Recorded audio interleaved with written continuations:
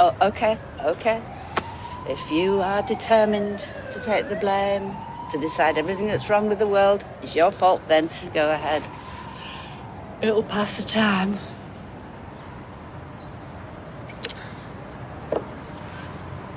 I thought you goths were supposed to, wallow in all this gloom, doom, mope in the dark reverie.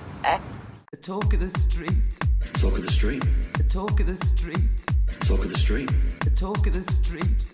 Talk of the street. The talk of the street. Talk of the street.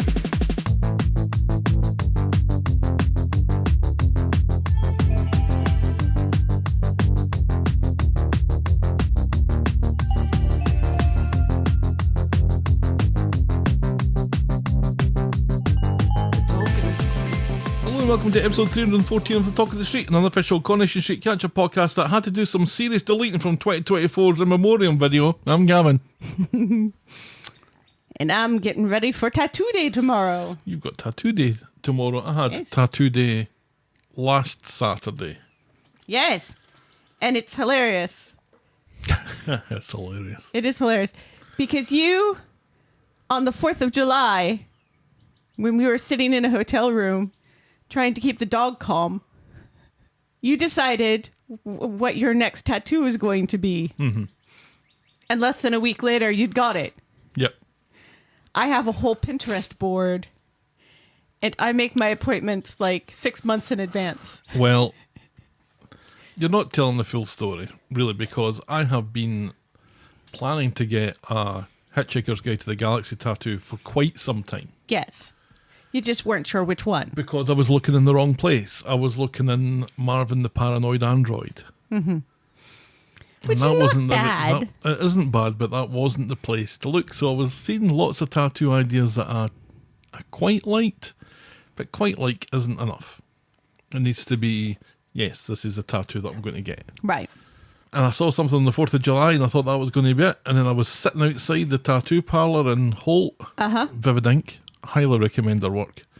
And I changed my mind because I was thinking about it and I said, if I'm thinking about it, this isn't the idea. Right. So went back the next day when I had a clearer idea of what I wanted. Mm-hmm. So you make it sound like there was no thought going into this at all. There was plenty of thought. There's thought, but because I've been hassling you for quite some time because it's been over a year since you've gotten a new tattoo. And I've been like, oh, when are you going to get a new tattoo? It's nearly 2 years. Yeah. And... Oh, wait, what was my last one? The Star was the last one. The Star was the last one. Yeah, that's maybe 18 months ago. Yeah. And it was supposed to be the first star out of many, and then it became your only star. Yeah, I just liked the one star. I thought 50 would be overkill. 50 would be overkill. 5 stars, though. Because you're not a 1-star man. You're a 5-star man. Well, it depends on who you ask. So I have my Don't Panic. Yes. Which is funny now because at work, when people are starting to panic, I'm like, do I need to read my wrist? So this has become a thing. And I have 42 on the other side. Yes. It has been nice to just look over at you and read Don't Panic and stop panicking. Because there's plenty to panic about in the world. It wasn't just the dog that needed to calm down in a hotel room on the 4th of July. And this is why I got it. I mean, I haven't really had panic attacks much recently, other than just general background anxiety. Right, yes. But when I did get panic attacks, having Don't Panic tattooed on my wrist is the sort of thing that would kind of snap me out of it. Yeah. So it's a therapeutic tattoo as much as anything else. Very much so, because I had a panic attack on Tuesday. There you go. Yes. Thanks to our beloved Supreme Court. So this Tuesday or last Tuesday? That was last Tuesday, the Tuesday before the 4th of July. Tuesday was the day that you said, right, we're going away for our anniversary of the 4th of July. Yes. What a great husband I am. You are. Seriously. You're the best husband ever. There you go. And you look great in lace. Moving on. How are you this week? Yeah, good. Book auction is coming right along.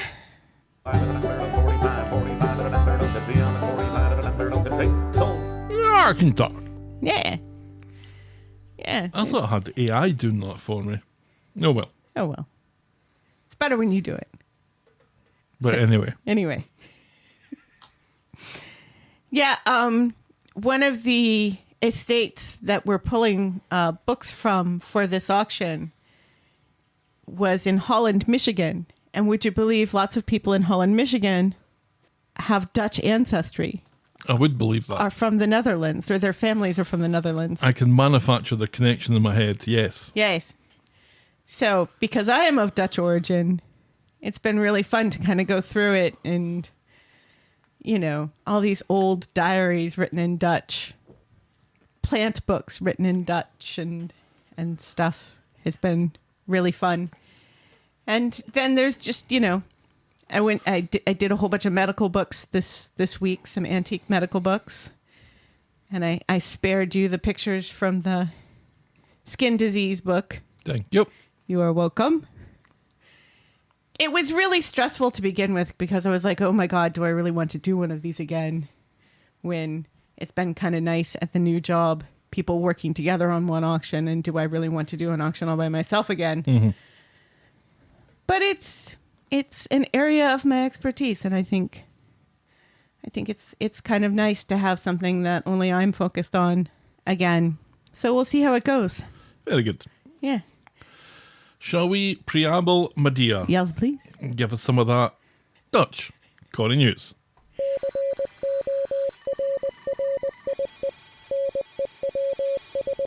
Emrys Cooper. Remember we talked about him last week. At some length. Yes.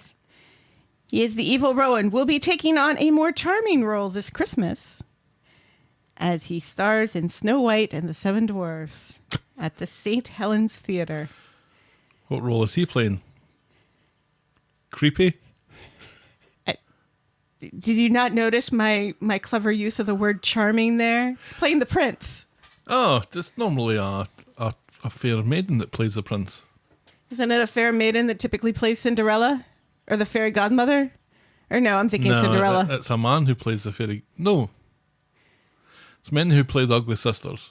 Right. Because of course. I think it's a woman that plays Prince Charming. Maybe not. It's been a while since I've been to a pantomime. Ignore I know. me. We don't have them here. The closest we have are drag shows. Honestly, everything I remember about pantomime is throwing up because I've drank too much juice and got too excited. I was 28.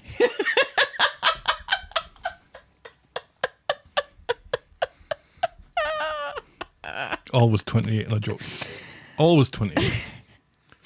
Molly Gallagher has just revealed that she has just been diagnosed with ADHD. She says that this is something that she's kind of known in the back of her mind has been a problem for her, and it's just a relief to finally get a diagnosis, which as an adult is really hard to get. Yeah, I can imagine. And to be on the road to getting some treatment. Unrelated, she is also over on our side of the pond currently. She is. She's in Canada. in Canada. Canada. I think is how they pronounce it, with Canada. Lisa George. Yes. We should have went to that. We talked about it, but decided not to. Yeah. And finally, while we mourn the impending loss of Lisa George on the street, we rejoice that she'll be appearing in Cinderella this Christmas at Swindon. So we get 2 panto announcements for the price of 1. But yes, I was going to say, especially since this may be our last time to see Lisa George since she's leaving the show. Yeah. I've read some of the spoilers for what is supposedly going to be her exit story, and I am not impressed. Oh no. Because she seems to be getting more to do recently. Right. Presumably leading up to this. Right, yeah, which is ridiculous because this is part of the complaint with people who leave is that they're just not being given much to do lately. Mm-hmm. They're not on the show enough. And then they're like, oh, you're going to leave? Well, we're going to shove you into as much a storyline as we can before you leave. Well, I guess they just don't want them to just disappear without any pomp. Or circumstance. That they've got to be in a kind of exit storyline other than they just cease showing up anymore, I guess. Like Aggie. Yeah. Who was the Rowan guy? Emrys Cooper. Remember, he just left Hollywood And that's for sunny Manchester. And I was reading an article, I think, in the Metro about him and about his coming out story. Right, which is very sweet. And how he was driving down Sunset Boulevard in tears. And I thought, wow. It was hard not to kind of romanticize the image that draws. Conveys, yes. That this guy's in turmoil about his sexuality. It's all good now. Yes. All sorted. Yes. Yes. I mean, he's married now, so I would hope it's sorted by now. Exactly. Or else somebody needs to tell his husband. And that's Corrie News. And his dog and cat, who he also lives with. Yeah. I felt that we could have finished stronger if we finished earlier than that. But anyway. Never you mind, because it is plain and gentle sailing from here on in as we venture into the feedback section that I like to call Everyone's a Critic.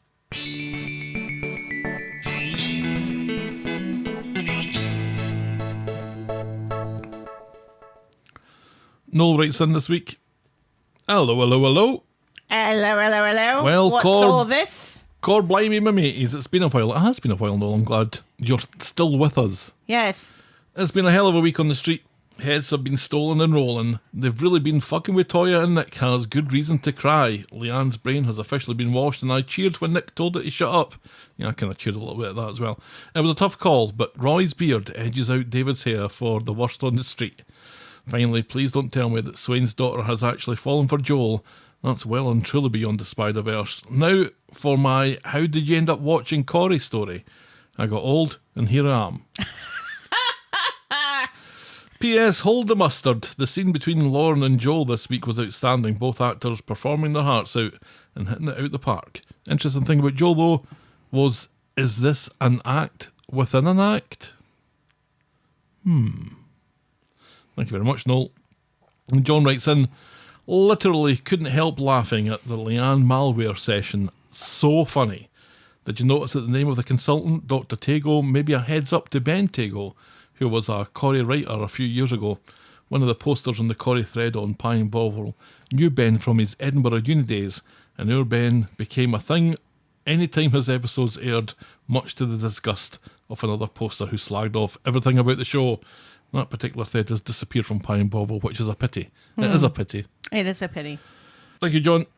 English Victoria writes, I was listening to your recent Q&A podcast, eagerly hoping to hear my Q's get aid, and then realised I had only gone and sent my email to the wrong flipping address. Uh-oh. What a rookie error. So we have Q&A questions again this week. we have a couple more Q&A questions. Which is good, because this is the week that we actually do need them. Tidy up the stragglers. So English Victoria's first question is, from the whole of the cast, past and present, who would each of you snog, marry, and avoid? Why don't you go first?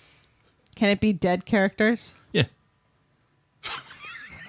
Are they all dead?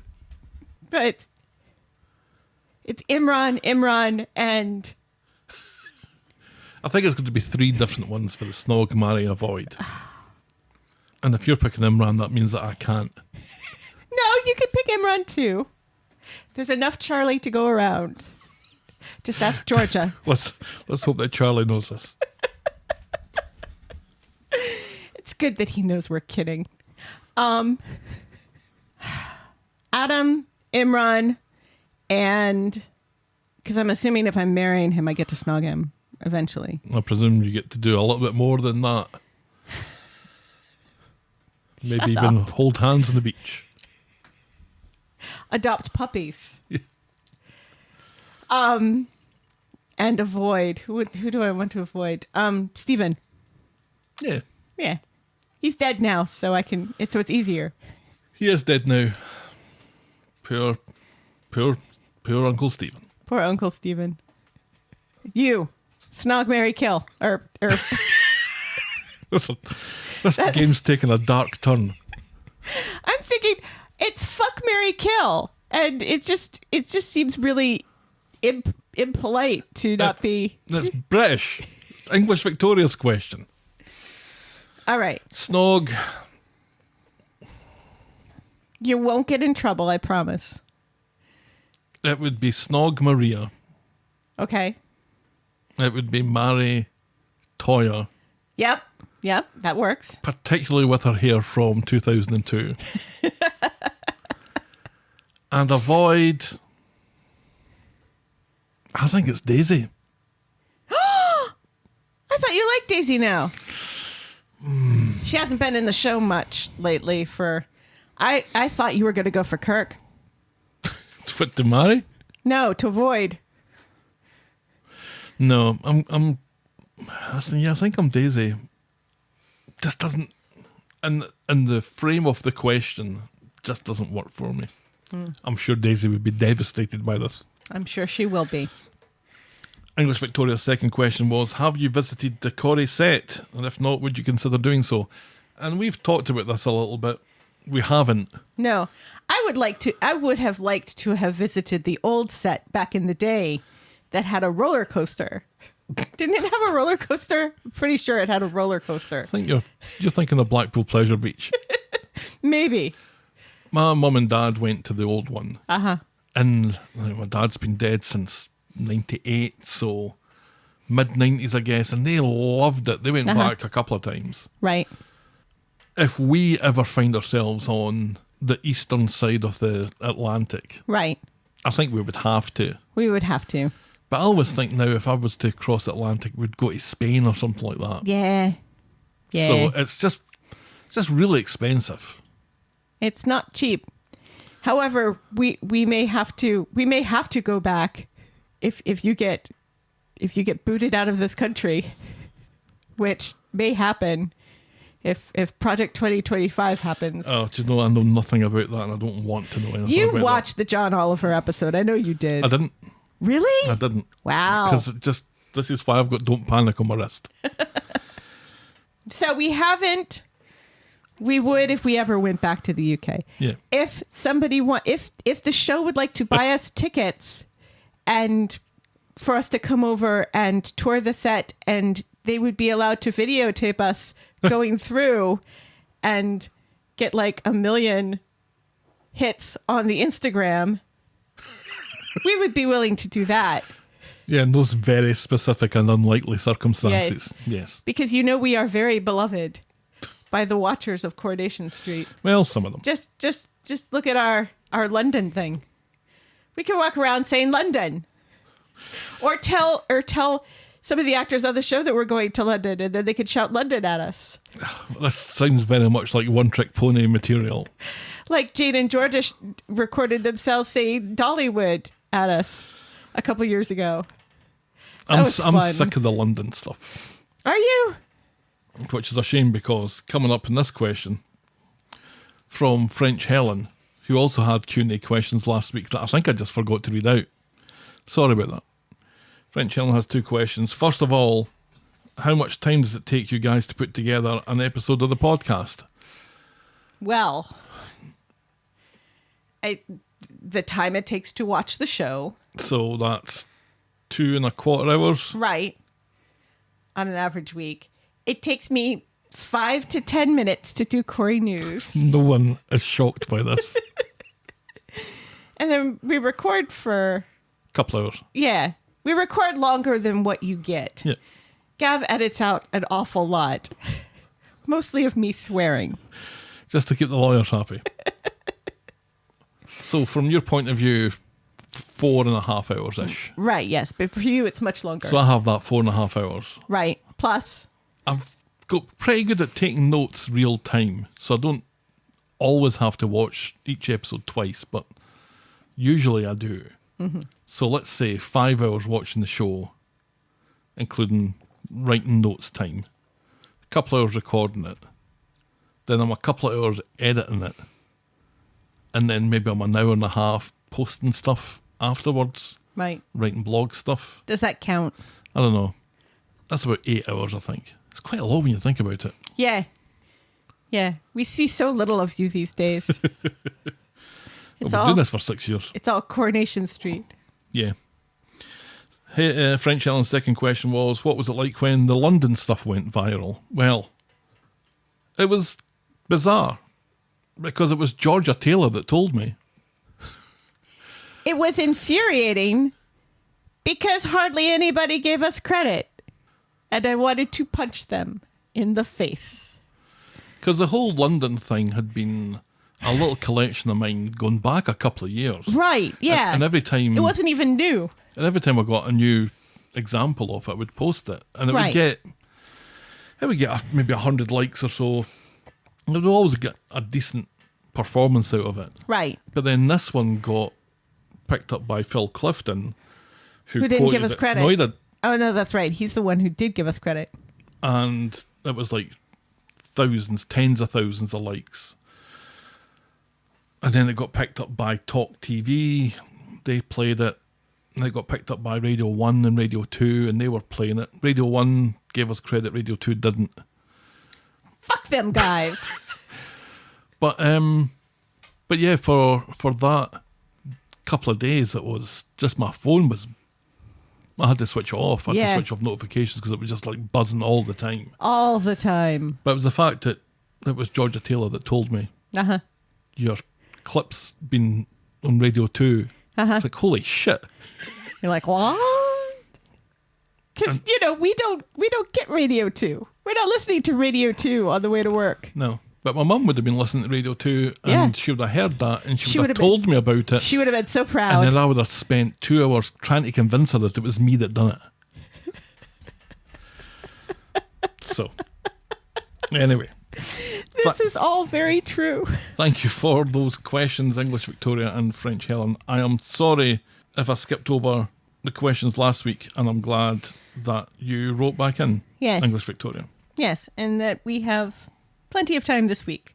Then Fiona writes, just a bit of feedback from the Q&A. Helen, have you listened to This Had Oscar Buzz?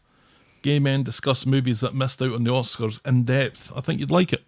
I've heard of it. I haven't listened to it yet. But I will now on the recommendation. Stick that on your list. It's funny to hear that Gav also listens to a podcast of a soap that he no longer watches. Yes, Coastal News is one of my favourite podcasts for a show that I maybe watched a little bit last year. Yeah. It's feel good. And it's good for walking the dog too. Yeah. By my count, next weekend is my 2-year anniversary of not watching Corrie, but following along with the podcast regardless. I hate to be depressing, but I think we'd have more reform voters amongst the members of the street than you reckon. Chesney and Beth immediately come to mind. Probably Max, maybe Craig. And based on all of my recent interactions, you'd have to include a few of the middle-aged men, Ken being a definite. Nick is definitely a low-key Tory, as are all of the Alahans, maybe not Asha, and probably George. Toyah is green. And you're absolutely wrong that a bacon barm is a bacon butty, by the way, because bacon is sliced bread and barm is a bap. Yeah, but they're both sandwiches. See, I think I've been here too long because a sandwich doesn't have to be 2 slices of bread for me anymore. No, it can be a roll. You can have a sandwich on a roll. This is why we have arguments in this country about hot dogs. I'm happy to be corrected, though. Thank you so much, Fiona. Then Sar5922 on YouTube commented on an episode of the podcast from April 2022 called The Geronimo Contract and saying, revision, revision, revision, diabetes, revision, revision. Hilarious, thank you. Brought those episodes screaming back to me. Love the podcast, guys. Thank you very much. That was a segment of the podcast where we were talking about summer, would you believe? Yes. Well, yes, of course, because diabetes. Yeah. Then Cheeky writes, I'm emotionally destroyed by Tuesday's episode. Kate Fenton just did a masterclass of acting in The Return as Lauren. She is now far more reminiscent of Tina McIntyre than she is of Kelly the Chin. So more Irish Tina than Yeah. Kelly the Chin? She doesn't look like Irish Tina, though. No. No. I usually hate the idea of long-term dark storylines on the show, but somehow the writers have managed to pull this off, and I'm in shock. I can't wait to see what happens next, and I very much hope that Lauren sticks around for a long time. We will get into that Yes, we this will. week. Thank you, Cheeky. Tara writes, hi, Gavin and Helen. Love the podcast. I listen to it on Saturdays when I'm cleaning the house. Aw. Definitely makes the job more bearable. My family knows I must be listening when I'm puttering around the house with my headphones on, randomly cackling to myself. I thought about Amy. She certainly doesn't seem like the type to fall for the Institute's tactics. I'm wondering if she's faking it. Maybe planning on doing some investigative journalism on a radio show from an insider's perspective. Well, that would be cool. we can but hope. Thank you so much to Tara, to Cheeky, to Sar5922 on the YouTube, Fiona French Helen, English Victoria, John, and Noel. Thank you so much for writing in, folks. We really appreciate it. Feedback is always welcome. Send us your thoughts, and I'll probably read them out. Get us at thetalkofthestreet@gmail.com, or our DMs are open at Corrie Podcast. Please note that we reserve the right to edit feedback, but only in the interests of brevity. And now we'll podcast for coffee.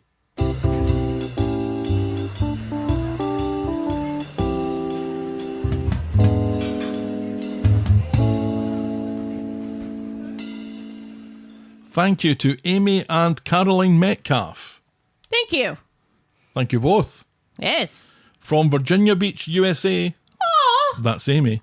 And the Gold Coast, Australia, that's Caroline. Oh. We love your podcast. Aw. Across the miles and continents, Amy and I talk for hours on end on Corrie, and now we talk for double those hours because we now discuss your podcasts and our shared obsession.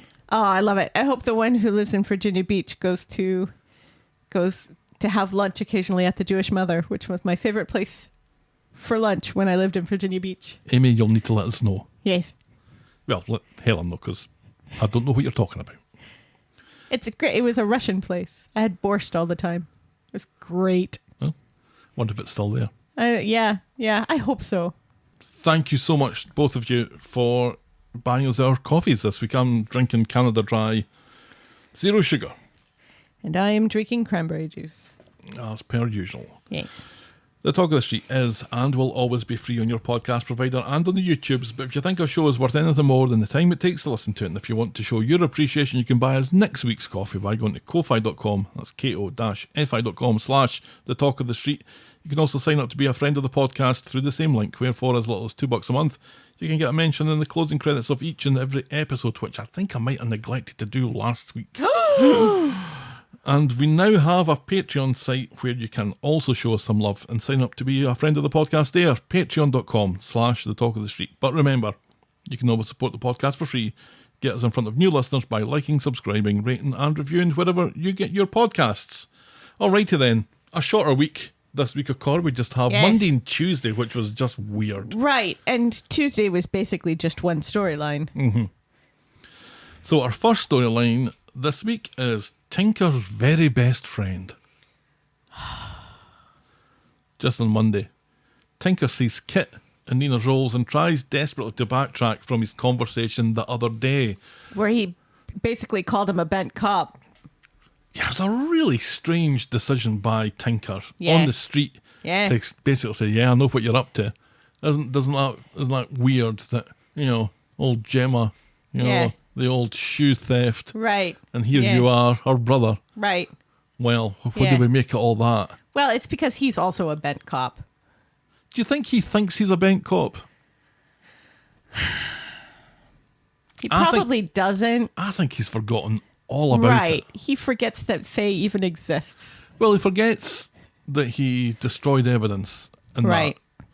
He forgets that he just skimmed over the fact that Ed stole his own Christmas presents. Yeah. But he continually tells people information about ongoing inquiries. Right. That he shouldn't be doing. Right. And I don't think he that even twigs that this is kind of questionable behaviour from a Well, police he officer. does, because there are times where he refuses to do it because Bethany's mean to him. No, not because of any moral reasons or Right. professional reasons, but just because the only reason why Bethany's being nice to him is because she wants information. Right. So he's going to be a little bitch about it. Kit has no desire to placate Tinker, pretends that he doesn't know what he's talking about, and sends him on his way. Right. And says, "Hi, I just buried my mother yesterday. Fuck off." That's right. You're feisty tonight. I wonder why. Moving on. In the pub later, Tinker reckons that he's made a prat of himself with Kit, and when Beth asks why, Tinker needs no encouragement to spill his guts about the ongoing, inquiry of Gemma's shoe thievery escapades. Kit comes in, and Beth insists on buying him a pint to smooth things over, but not only that, when Tinker nips off for a shite, Beth tells Kit that Craig told her everything, but his secret is safe with her. That's pretty much as far as we get with that this week. Yeah. I've seen quite a few comments on the Twitter, Chris Anstey being one of them, just loving the fact that Kit clearly hates PC Tinker. Well, it's they seem to forget that Dia Swain hated him first. And she's not even a bad cop. Well, she had a bit of banter with him about the Swain Rooney stuff. Remember? Yeah, but she also... was she just tolerating him? I think she was just tolerating she may have him. she rolls her eyes at him an awful lot because he's an idiot. I've been a backer for quite some time of the idea that Tinker goes all in on the corruption angle. Oh, yeah. It's the only thing that's interesting about him. Yeah. And even then... Yeah. But this seems to be getting raised for some reason. I think a kind of feud between the two of them. Would it be interesting? Kit would just destroy him. Yeah. No, it's not very interesting. Not much going on with that. No. So I wonder what direction this is heading in. Do you think Kit's going to get him to do something illegal? Something else illegal? Yes.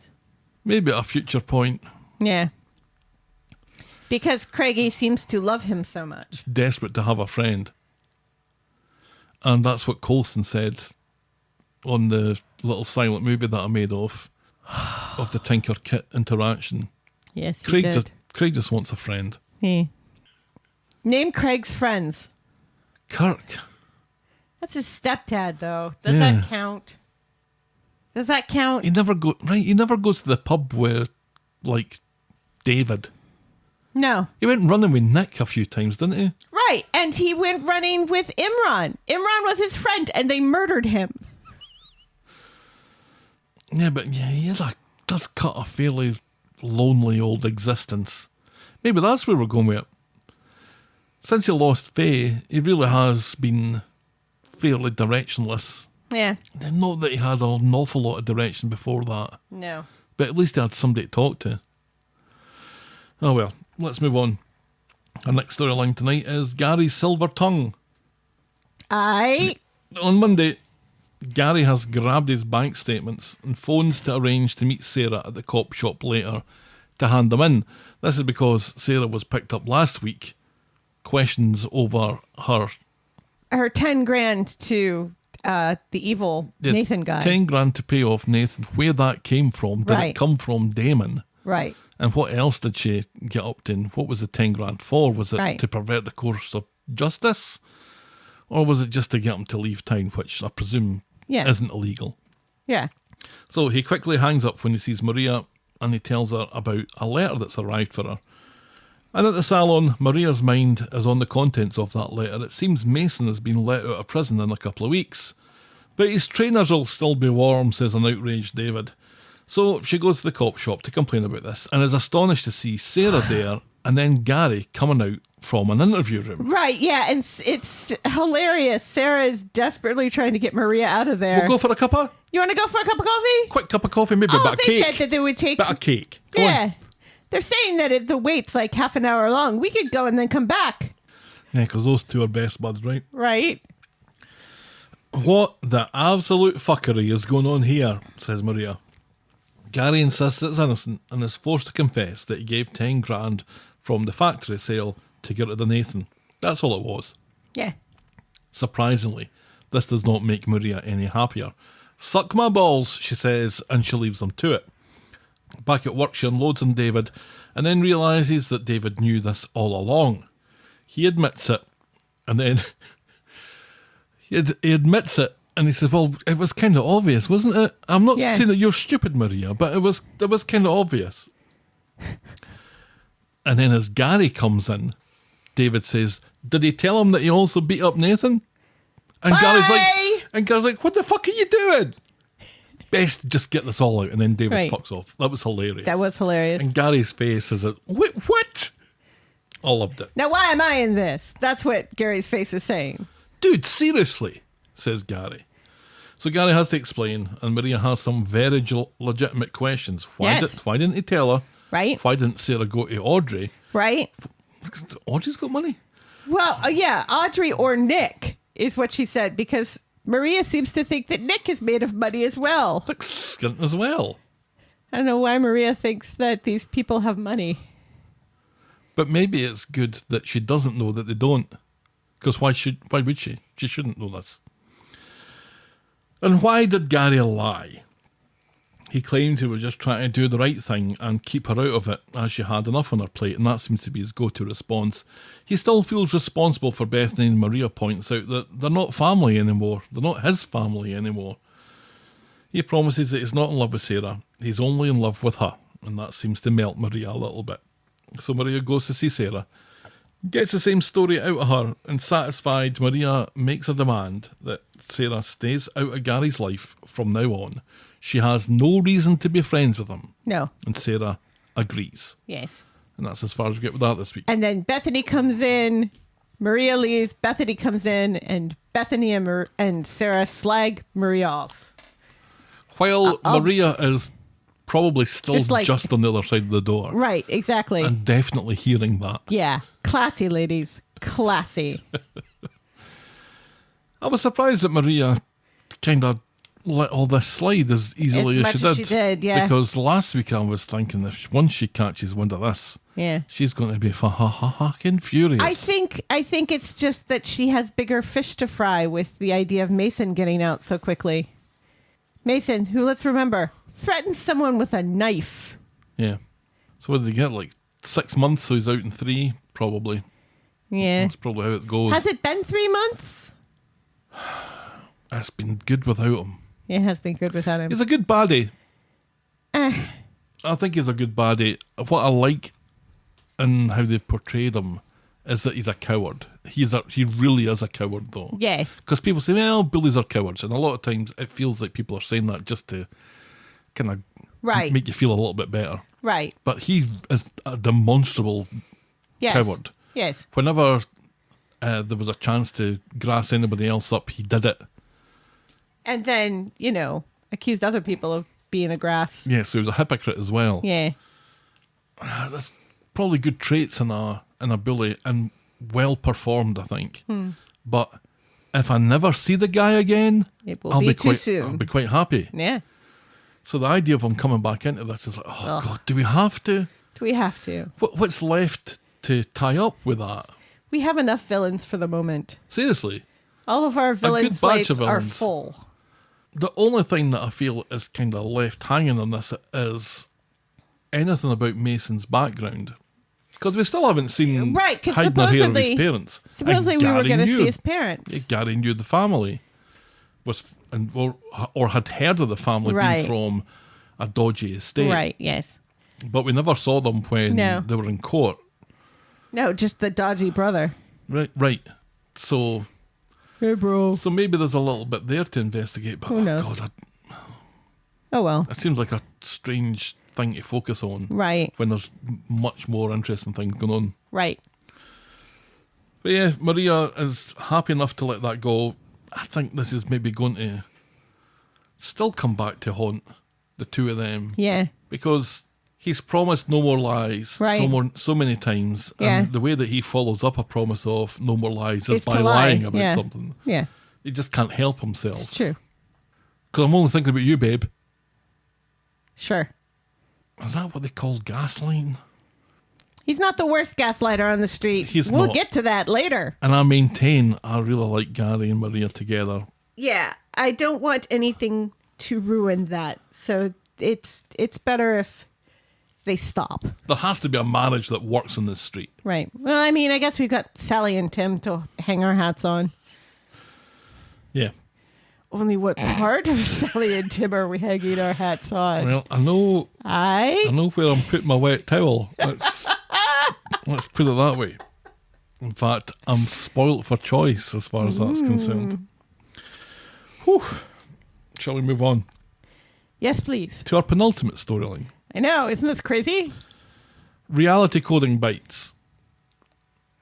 On Monday, it's an apologetic Leanne who realises that she's gone over a line, and she promises Nick that she'll care for Toyah today and sends him to work. Leanne had the chance to go with Toyah to their cancer appointment. Right. For the biopsy. And instead decided to go to get level 6'd instead with the Institute at the Rape Hotel. She apologises to Toyah, but then gets a call from Rowan about a level 6 event at the Rape Hotel that... She's required to go because she's level 6 now. Yeah, and the Institute seems to be camped out now at the Rape Hotel. It's weird, man. It's weird. Block bookings, that's how you get... Right, but you know, the funny thing is... That's where the savings are. The funny thing is, before Nick leaves, he's like, you know, you can't just sit out here on your laptop. You have to actually take care of her. Mm-hmm. And then what do we see? We see Leanne on her laptop, not taking care of Toyah. In her mind, she's taking care of her. But Toyah's asleep.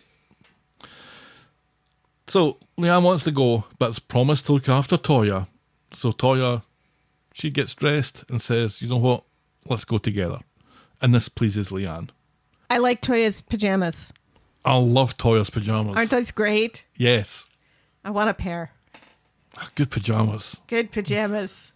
It's too hot right now here for pajamas. I know it's cold in the UK, but yeah. Those winter nights aren't far off. Those were great pajamas. Mm-hmm. Back at the Rape Hotel, which seems to be the Institute's home from home, they run into Amy, who's keen to hear Willow talk. Toyah bites her tongue. And back at the flat, Nick and Sam see a note that Leanne is at a session with Toyah, and this makes Nick make his confused face. And makes Sam say codswallop. Yeah. Instead of the F word, or the shit word. I think it was shit. I don't think it was fuck. But still, it was hilarious. I really liked the little interaction with him as well, because Sam wanted to go and have Persian food. He's always wanted to have food from a country that doesn't exist. That no longer exists, yeah. Lovely. And Nick's like, what? It's Iran. Yeah. No. What were you... Yeah, it was hilarious. Really good bit of comedy between the two of them.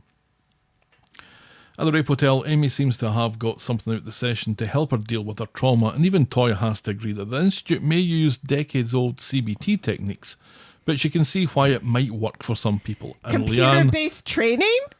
Cognitive behavioural therapy. Oh, okay. So not computer-based training. No. Isn't like doing a money laundering course or anything. No.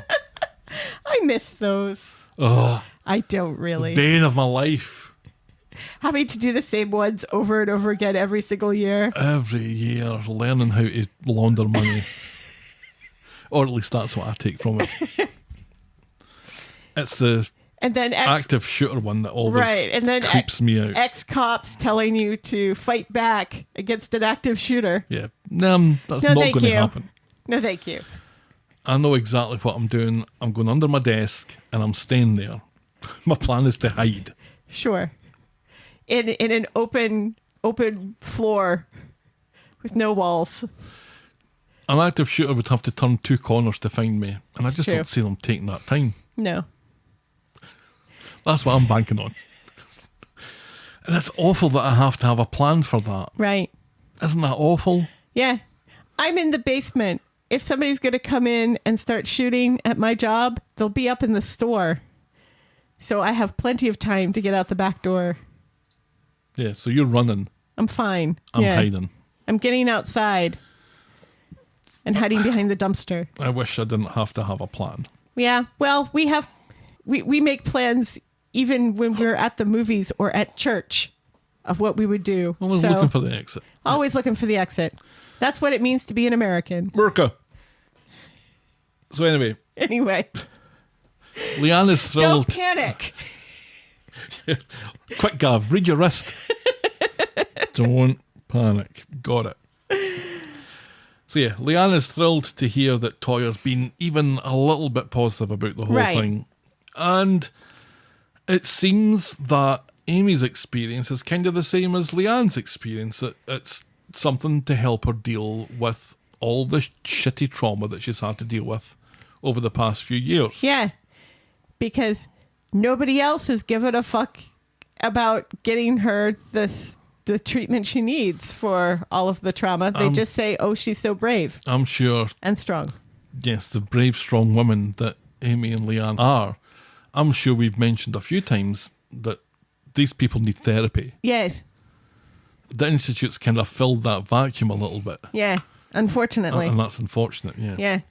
There are a lot of people speculating that this is what's going to get Tracy back on the show. Oh, why? Oh, because of Amy? Yeah. Yeah. Amy being brainwashed by the Institute.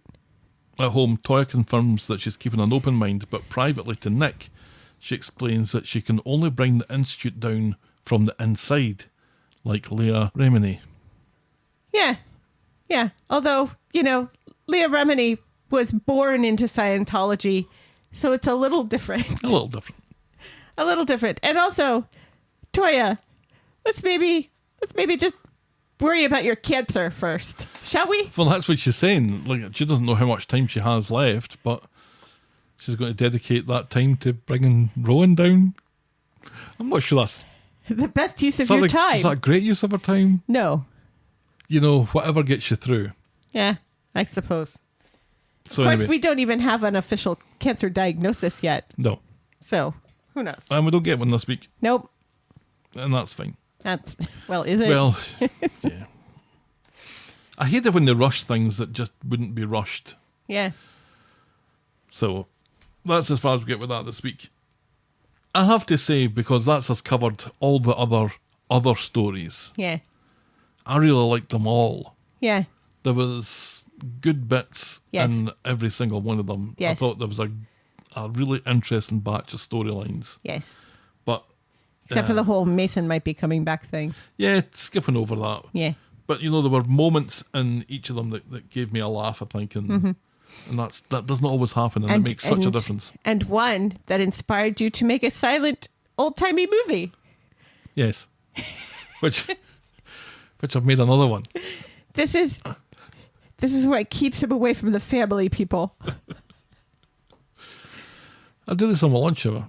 And by family, I have to admit, at the moment, it's just me and the animals. So it's not that big of a deal, I guess.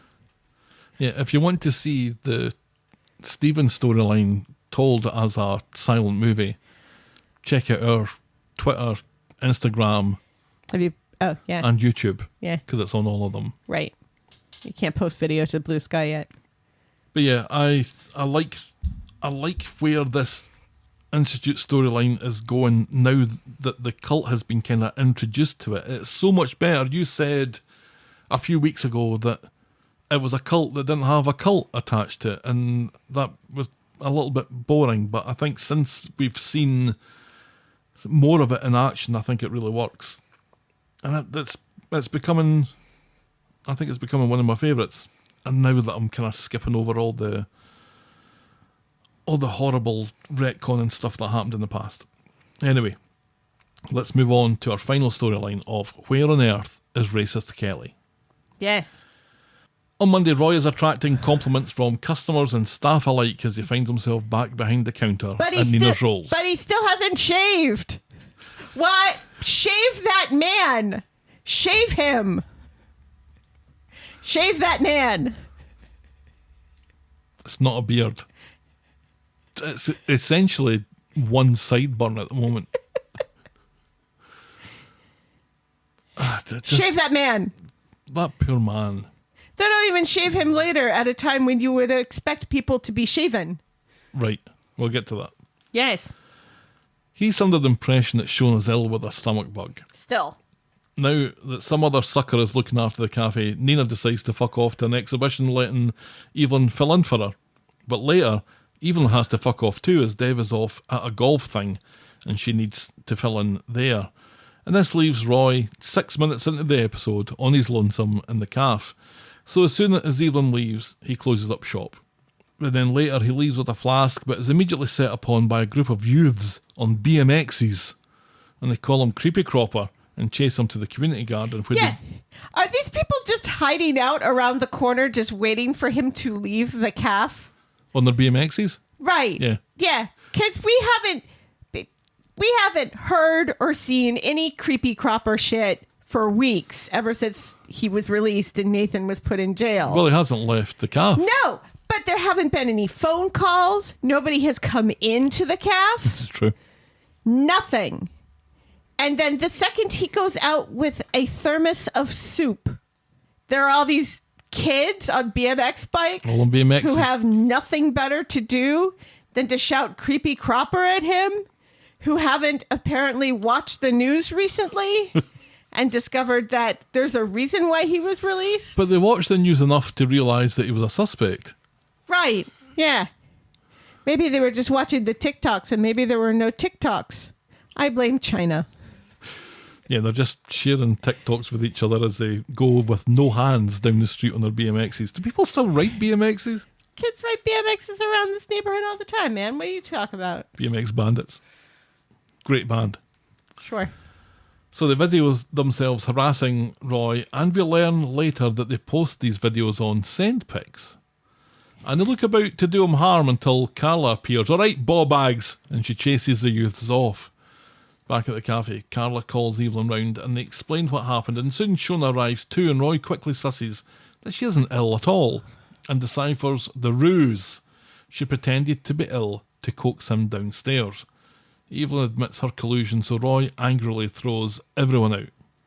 And later, Nina runs into Shona, and as she learns about the events of the day, an ambulance appears at the back of them at the cafe. Which is hilarious. And inside, paramedics give a collapsed Roy CPR and some of that sweet, sweet defibrillator juice. Right. Clear!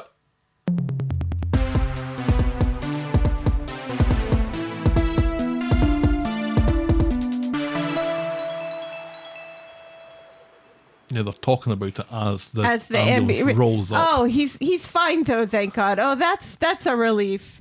Meanwhile, behind them, We could here have had, comes an ambulance. and then we could have had a hearse going away.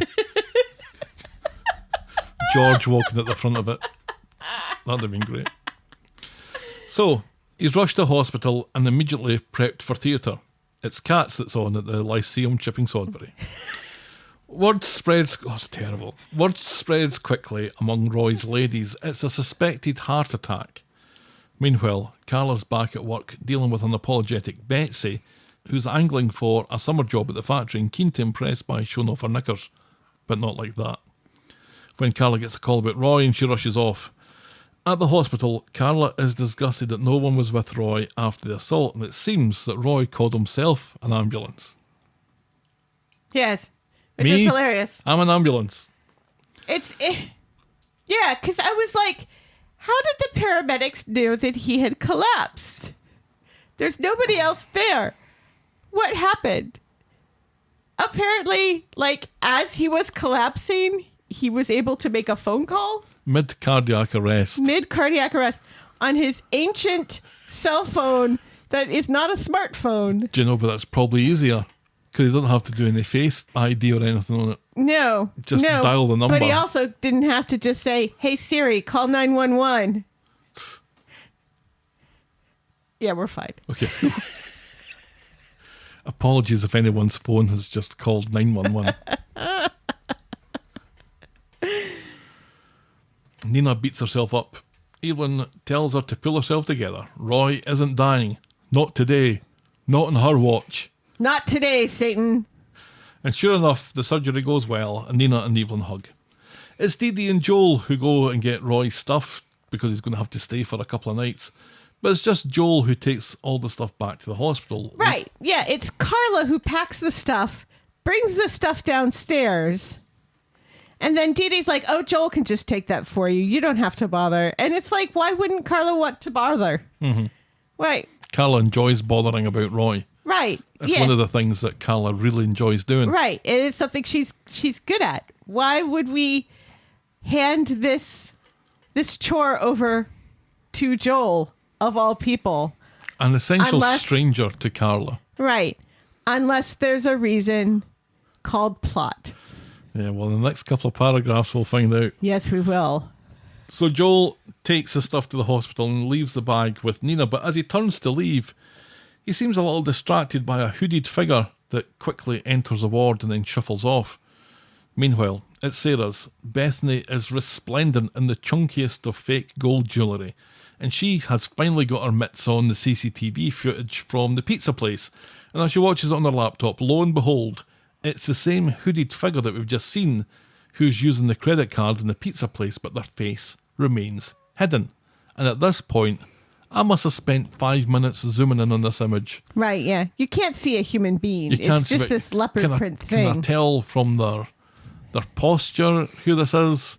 I pored over it for a little while It's a woman. before hitting play and then seeing the next scene, Right. in which we see the same hooded figure walking into Roy's room, and as she takes off her hood, we discover it's racist Kelly. Dum dum dum. She's alive! Alive! And unmarked. She's done her eyebrows. And unmarked. Do you recall that Indiana Jones movie we watched last year? Not a bit of it. Do you recall that in the beginning of that movie, bad guy Nazi Mads Mikkelsen is on the top of a train and then gets knocked off that train when the train comes across one of those spouts that fills a train up at speed and falls off the train. And then we see him like 20 years later, and there are no scars on his face. Well, 20 years, you'd think. The train was going at speed this way when he hit the spout here. He shouldn't have a face anymore. You can maybe tell from Helen hitting the microphone that one hand's pointing one way and one hand is pointing the other way. He shouldn't have a face anymore, but he should be dead. But at the very least, he should have scarring on his face. He's a super Nazi. Racist Kelly. I'm not saying racist Kelly's a super Nazi, although Racist Kelly has been bashed in the head with a chair leg multiple times. multiple times. There's no scarring on her face. I don't think it would be on her face because There's she was no- face down. It should be on the back of her head. There's no scarring on the back of her head. I wouldn't see the back of her head. There's nothing to indicate that she was nearly brutalized to death No, there's by a chair leg. no physical evidence that an attack has taken place. No. And this is really my main complaint with this. Yes, and mine as well. It's going to require us to just put a pin in this. Right. And it's going to require us to maybe put a couple of pins in it in Right. a little bit. Yes. But for the moment, I'm like, why is the only thing that's different about Racist Kelly, or what was it about getting struck several times on the back of the head with a chair leg that's done her eyebrows? Because that seems to be the only thing that's different about her. Is that what happens when you get hit by a piece of mahogany, that your eyebrows go the same colour? I don't know. Anyway, she says, I'm sorry. Yes. To the comatose Roy. So on Tuesday, There are a lot of people complaining that she didn't come back sooner, that she didn't come back when Roy was in prison. Mm-hmm. And it's like, she was in hiding, so there's no way she would have come back and said, oh, no, I'm still alive. She was hiding for her life. Mm-hmm. And no one knows that she's visiting Roy. She couldn't secretly visit Roy in prison. No. She can secretly somehow see him in the hospital, even though she's not immediate family and Nina can't get in there. So how did Racist Kelly get in there? she just sneaked in. She didn't wait to ask anybody. She just walked in. Yeah. Which I can see it's possible. She doesn't Yeah. hang about. No. So, on Tuesday, It's just funny that people seem to think that she should have come forward sooner, when the whole point was to hide I think she, from getting moitered. I think she addresses this enough Yeah. in what happens on Tuesday. Yeah. So Well, she tells, she should anyway. Yeah. It should. so she tells Roy that she was scared about what might happen to her if she came back, but seeing him getting attacked was what changed her mind. Yes. She's mistaken by an orderly as Roy's niece, which she doesn't correct, and then she hurriedly leaves. But on her way out, she's nabbed by Joel and dragged into a family room. She's literally yoinked Yoinked. into that There family was room. there was a yoink noise that Yes. happened. Yoink. Just like that. Yes. Joel promises that he won't hurt her, like smashing her head in with a chair leg or anything, and he apologises for dragging her in here and not letting her go. He says that he wants to help her. And then we flash back to their first meeting, where he introduces himself as her knight in shining armour. She admits that she has no one to him, like her mother doesn't want to know her dad's in jail. She really is alone in the world. Yeah. Fuck you, Max. Yeah. He promises, well, seriously. He promises to get her out, and he slides her his special card. Back in the room, he explains how he's getting married and begs her not to mess things up. And she wonders what his plans were back in the interview room, but he insists that he was just showing her kindness because she thinks the grooming really started Right there, yeah. right back there. Absolutely.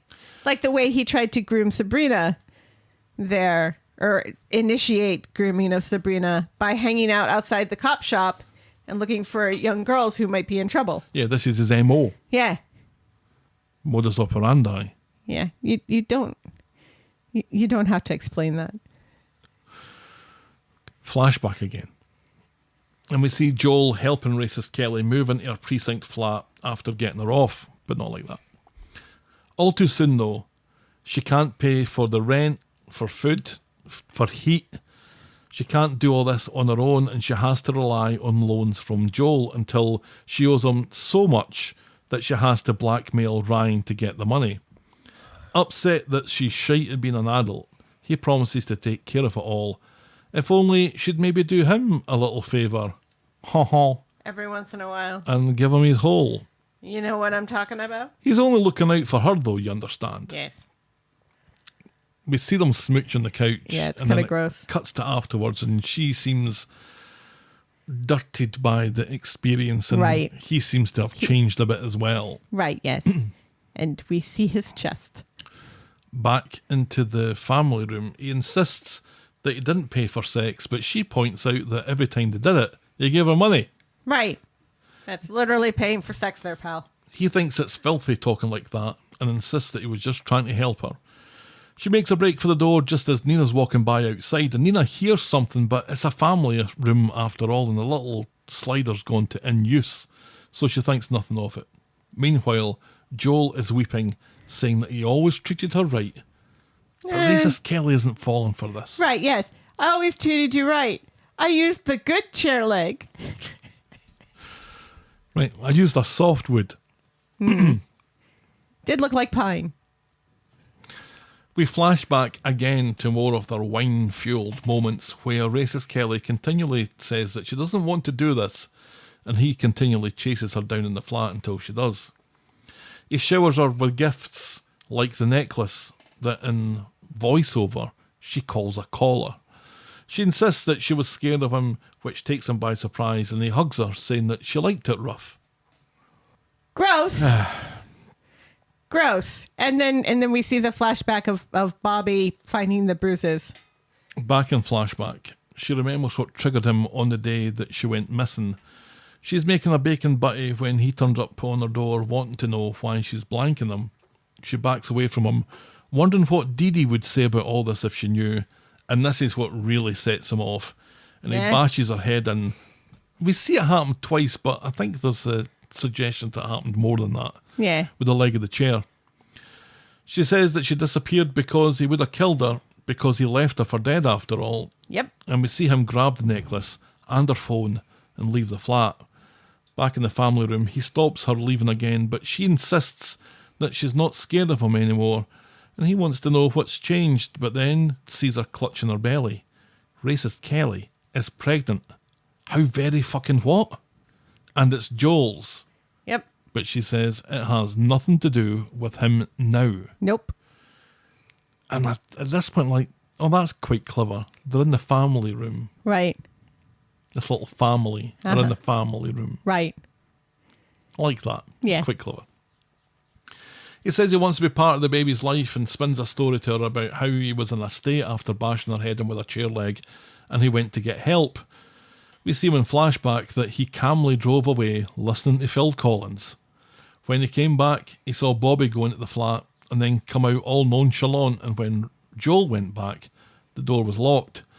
We see in his rage in the car that the necklace drops out and goes under the seat, and in the weeks that followed, he says he was worried and kept asking around, and we see him do no None of such that. thing. No, just freak out that he can't get back into the flat to find his phone. His phone? Yeah. because he went back. He says, I can't. And then he talks about the ambulance, which he doesn't flag down. There's no ambulance there. Right. And then he says he realized that he had left his phone. So he went back up and she was gone already. And the door was locked and he couldn't get in. And he thought maybe she was in there and he knocked on the door. And we see him knocking on the door and he looks terrified because there's evidence linking him to the crime in that flat, which apparently, I guess, Roy threw it away or something. I don't know. But I didn't think that was what happened at all. yeah, that's what he said. He came back for his phone, and then he's hiding while he watches Bobby go up. He's hiding when he watches that happen. Yeah. And he's expecting Bobby to come out and call the police. Right. So he's surprised when Bobby comes out like, well, Yeah. I didn't find anything untoward there. Even though he Although did. he did, yeah.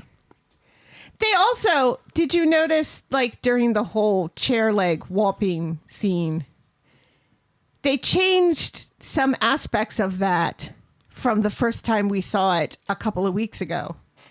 Like, a couple of weeks ago, Joel whomps her, and then it seems like really cool, you know, and brushes his hair back, and then calmly leaves.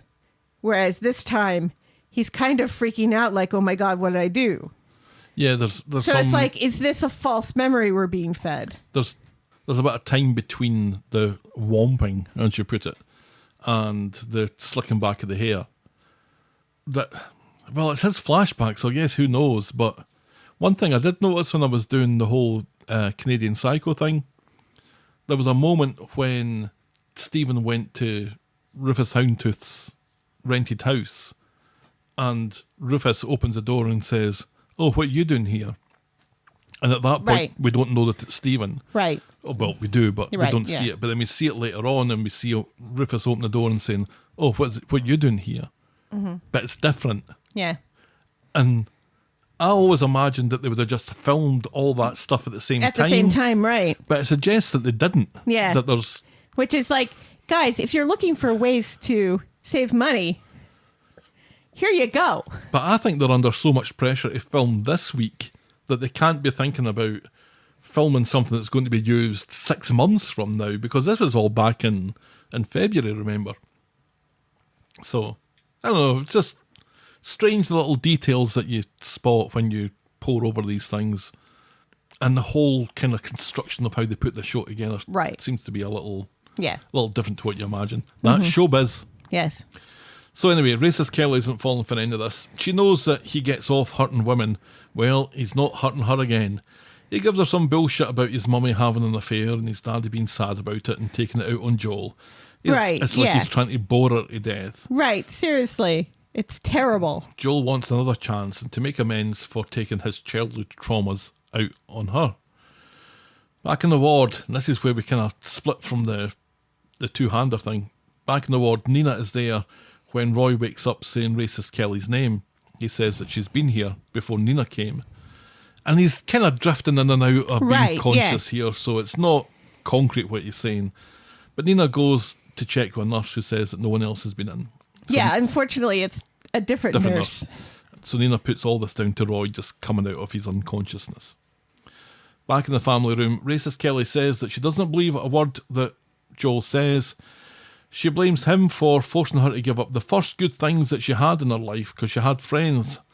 Then she tells a story about begging in town for a bus ticket to get away, despite her brains falling out the back of her head. Right. Yeah. There's this too. She Right. should have been very, very bloody, and people would have been alarmed by this. Yeah, at least the bus driver would have questions about why this bloodied young woman was getting on the bus. Right. Exactly. And I was on the bus when she figured that he snapped at the mention of Dee Dee. How dare she speak her name? He looks like he's about to snap again, so she warns him that if he doesn't get out of her way, she'll scream blue murder. She tells him that he's the problem, not her, and she doesn't want him anywhere near her baby. So he kind of goes for her, but she manages to get out, but only after kneeing him in the noots and giving his face a good old scratch. Yeah. Good for her. She runs to an elevator that It's those takes... big, long fake nails she's got with the smiley faces. Yes. She runs to an elevator that takes forever to arrive as Joel gets a call from Dee Dee. Good timing. Racist Kelly jumps in the elevator. As the door's closing, a hand stops it. That was a good jump scare. It was. You think it's Joel. It's a doctor. It's a doctor. You're like, oh, thank God. So Joel is taking the stairs in what is definitely a nod to American Psycho. It's definitely now. This is a bit where Christian Bale's standing naked, covered in blood with a chainsaw. This is essentially what's happened because Joel is kind of manic as he's talking to Dee Dee's putting on this fake smile as he's explaining about why he's running late and all this sort of stuff. And why he's out of breath and everything. Right. And it's just so American Psycho. Yeah. So we've had Canadian Psycho. We've had American Psycho. Now we have Manchester Psycho. So Joel is on the phone to Dee Dee being fake cheery as he runs down the stairs claiming to be off to see a client. And in the nick of time, a frantic racist Kelly jumps in a taxi and speeds off away from a furious chasing Joel. And that's how we end this week's episodes. Yes. What did you think of the two-hander? That wasn't really a two-hander, but... Well, like I said, it kind of doesn't... It's Alia after being exploded wandering around the streets of Manchester with like no injuries. She's a all over again. brave, strong woman, though. But isn't it? It's like we've watched this girl get her head bashed in by a grown man, and you're telling me that in the brief time he left, she was able to get up and get away and not be seen by Bobby. And she obviously didn't clean up, and yet Bobby didn't see what would have been an awful lot of blood, more than the little bit of spatter we saw. Right. And there's no evidence of injury on her at all at this point. And she was able to walk around and beg for money for a bus ticket, and nobody said anything about her being bloodied. Nobody said anything on the bus. Really? Nobody said anything when she got off the bus. Right. And she was able to somehow just heal herself? Because she wouldn't have gone to a hospital. If she'd gone to a hospital, the hospital would have recognized her. You'd think. Because this became a national story, let's not forget. Mm-hmm. And racist Kelly's got a memorable face. Yeah. She's got quite sharp features. Yes. And the hair pulled back. Yes. That's not pulled back anymore. No. You'd remember that. You would think. I think. You would think. Yeah. I don't know why the show went for the whole bashing her head in. Right. When what the show likes to do, and what all soaps like to do, is somebody falls over and bashes their head. And they're knocked out. Yeah. Remember when Paul shoved Mac, for example? Yes. He bashed his head, he's knocked unconscious. Right. We're, for a minute, thinking the worst. Mm-hmm. They could have done something like that where racist Kelly fell, she hit her head in the corner of a table or something. Right. And that was what knocked her out. Yeah. Meaning that Joel thought she was dead and scarpered. And then she comes round and then... Yeah. But to be brutally assaulted... Right. And it is a brutal assault. It is. With a chair leg. Are they saying, well, you didn't see her body, so you don't know? We kind of know. We've watched him. We watched him. We've seen the blood. Did he hit her head or her back or her arm or... Would hitting her back knock her out? Well, exactly. It has to be on her head to knock her out. Right. Yeah. And she says enough, and she says it several times about how... He left her for dead. He left her for dead and bashing her head in. Right. So it can't... It's having its cake and eating it.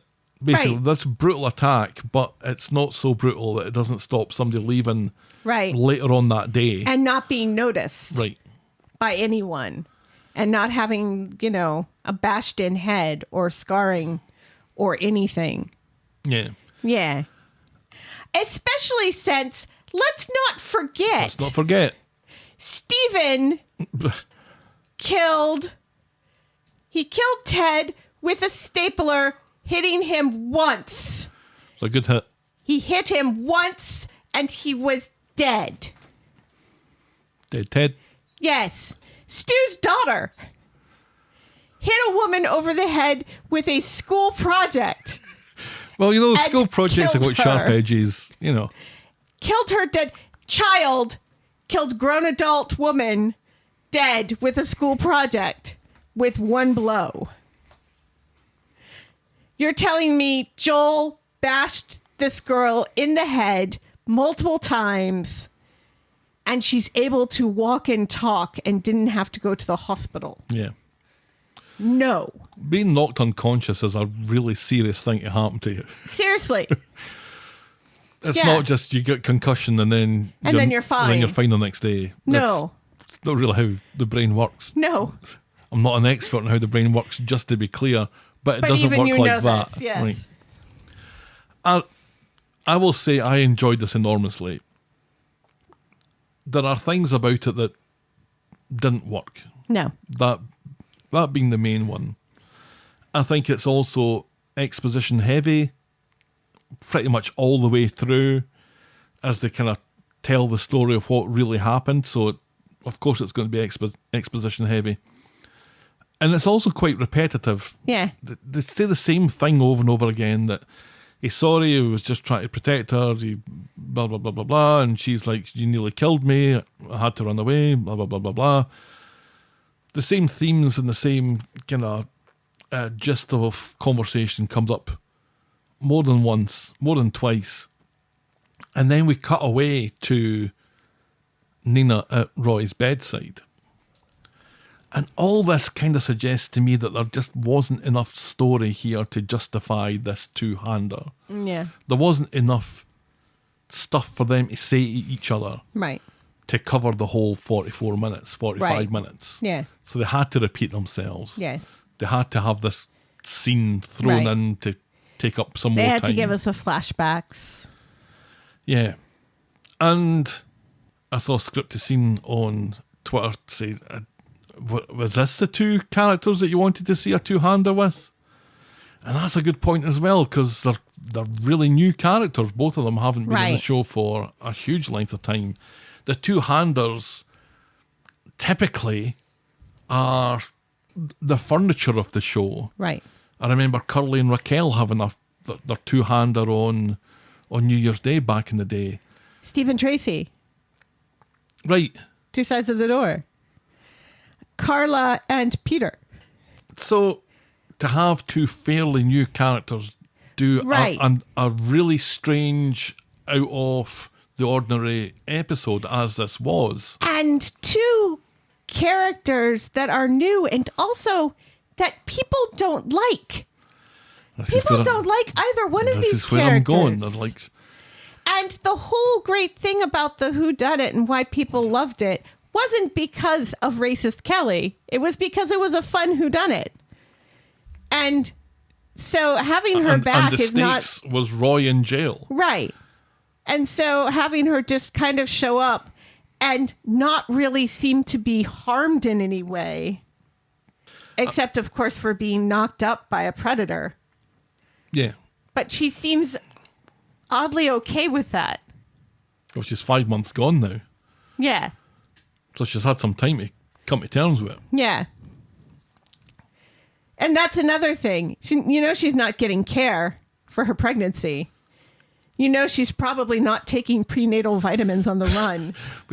We don't know where she's been living for the past 5 months. I don't remember her mentioning anything She looks about that. relatively clean and her clothes are new. So thank you, Bethany's card. Right. Which can I just ask, why didn't they just turn that card off? That's how that works. When they discovered, she's going around trying to figure out who's, how to prove that she hasn't been the one making these charges. And not one person has said, why don't you just turn the card off? I hope that racist Kelly isn't still using the card. But I have to kind of assume that she is. She was wearing that leopard print hoodie thing she's wearing in the pizza parlor. So a few weeks ago when Bethany found out about these credit card charges and communicated with her former company about this. They didn't just cancel the card right there and then. Right. And also, this is another thing. She'd already stolen that card. Why didn't she use the card to get a bus pass? Why was she begging for money when she had a credit card she could use for transportation? Shut up. I still like this. I see commentary along the lines of, this is making the racist Kelly character sympathetic to me now. For a start, No. I still think that she needs the redemption from the racism to happen. Right, And, yeah. and until that happens, I just Yeah. can't care as much for her No. as I could. I still think the situation that she's in is horrible Terrible, and yes. desperate, and I wouldn't wish that on anybody. Anybody. But as far as I'm aware, she's still a racist character. Yeah. Now, she hasn't said anything remotely racist in months. And also a terrible and manipulative character. Well, and that is more recent. But I'm still waiting for her to have a conversation with Alia. Yeah. That's not going to happen. No. I'm still waiting for her to have a conversation with Darian, and that's not going to happen Nope, because he 'cause left Darian's and gone. moved on with his life. Yes.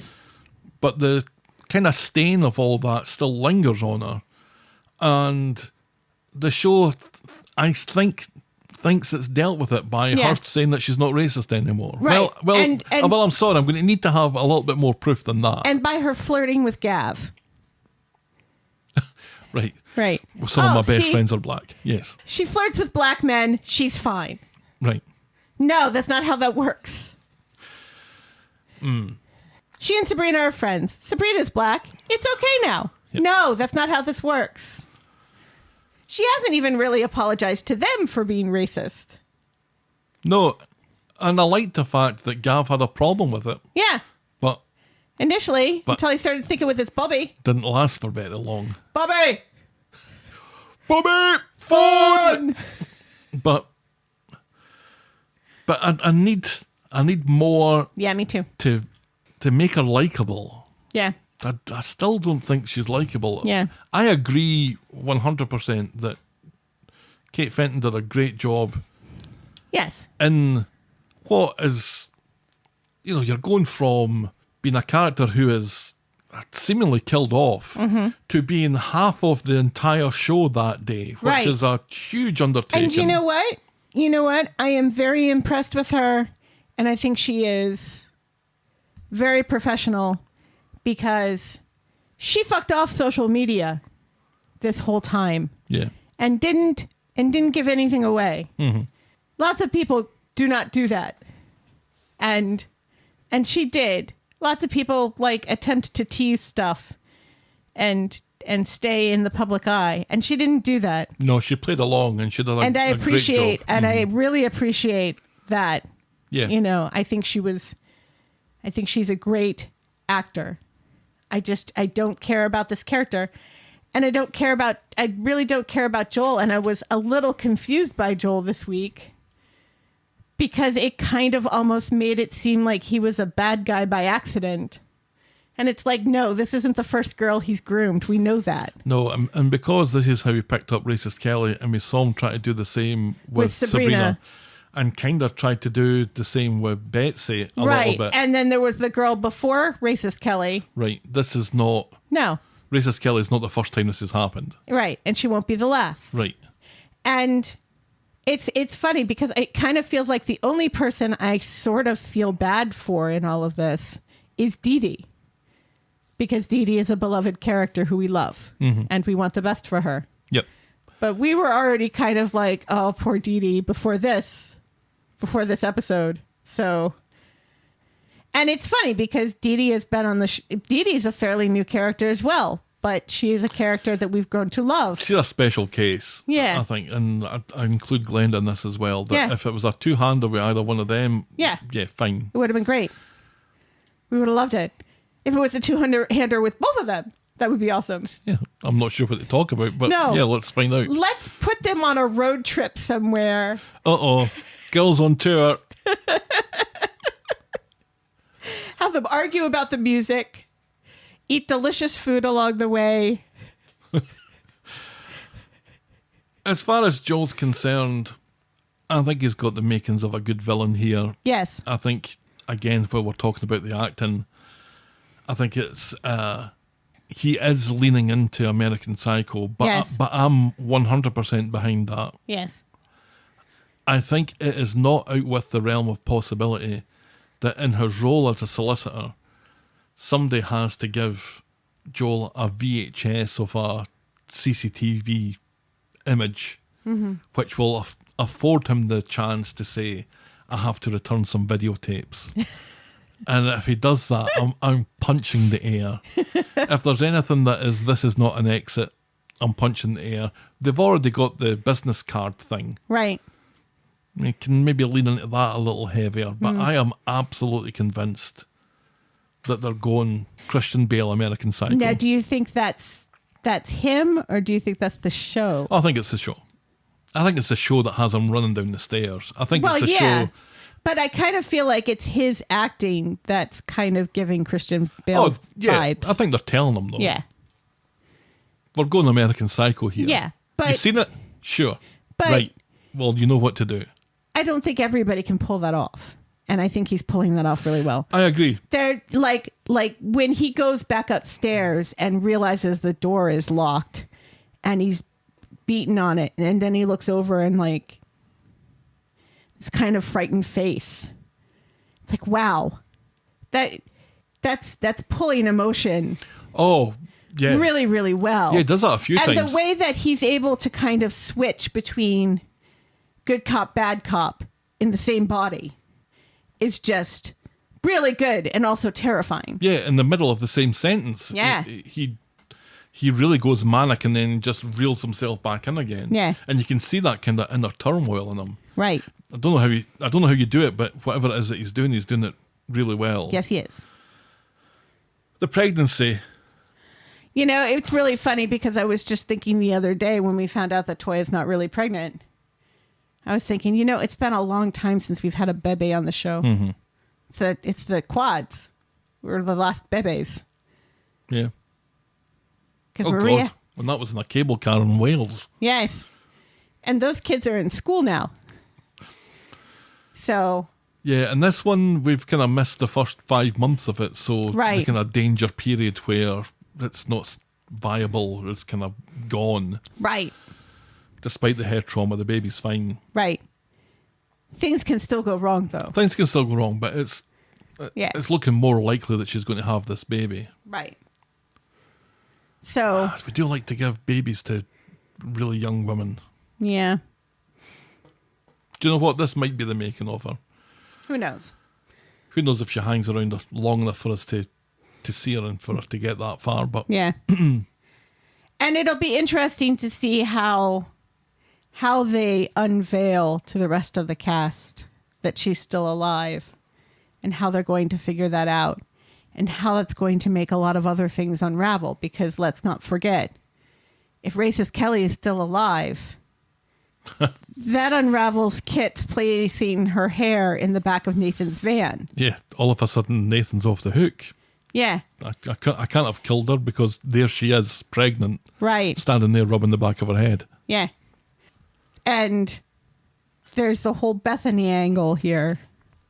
Yeah, her survival is a complication to lots and lots of things that are going on round about it. Absolutely. And that's interesting. Yes. I just wish they hadn't Mads Mikkelsen her face. Right. I like how it was revealed. I didn't see it coming. I was like, Yeah. and I noticed that the camera, just before she announced it, when they're kind of struggling, she kind of protects herself and she protects her stomach. I thought, oh, did he do something to her there? Right. But I think it was just her protecting her stomach. Yes. But that was really the only inkling that we got from that. But I thought it was a really good twist, and it certainly set up the second half of the episode. But yeah, just didn't see it coming at all. Oh well, poor Dee Dee. She certainly knows how to pick them. Yes. This guy and Damon. To be honest, let's be fair. She didn't pick Damon. Damon picked her. That's true. And she kicked him to the curb pretty quickly. She did. Well, that was the week that was Coronation Street. What a week. What a short week. Yes. Helen, tell me, what was your moment of the week? To me, for me personally, my moment of the week was Nina and Evelyn on the bench. And Evelyn trying to console Nina while also still being Evelyn. That was my personal moment of the week. But I kind of feel like people will be sharpening their pitchforks if we don't make it something related to racist Kelly. I don't think we typically let that bother us. That's true. What is your moment of the week? I'm more than happy to go with Nina and Evelyn outside on the bench. Okay, then let's just do that. Because it also gave me a wonderful empty cup moment. Fuck them guys. What guys? I don't know. Them guys over there. Whoever they are. They're right behind you. Yeah. I don't know what we're doing anymore, so I'm just going to hit this button and say that's our Moment of the week. Moment of the week. your boring moment of the week. I almost said Jane. Leanne. At the event talking about uploading. Oh, really? Yeah, I'm kind of tired of it. Which she's like trying to explain to the people that are gathered around her what uploading is or whatever. And how we're all computers. Which apparently for some reason makes sense to Amy. Sure. I kind of feel Kirk said something that was really boring, but I can't remember. Kirk barely spoke in that whole scene. But I can't remember what it was. So Kirk was just looking confused at both Beth and he said Craigie. something to Roy, and then Roy was like, well, I don't know. And Kirk was, well, I'm glad that you're back. yeah. But he said something to Roy that Roy was confused about. And I thought that was kind of boring. Because I'm just leaning into stupid Kirk more. Yeah. And I'm kind of done with that. I'm kind of done with the Institute uploading people. Institute uploading. I'm still loving it. But anyway, I will go with that. That's our Boring moment of the week. Now, I'm going to shock you. I remembered to do our poll to our Twitter followers at the end of Tuesday's episode, where I asked what they thought of the episodes of this week, of which there were only 2.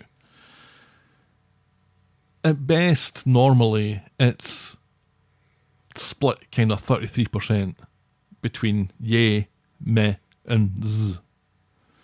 This week, zzz was 14.3%. Wow.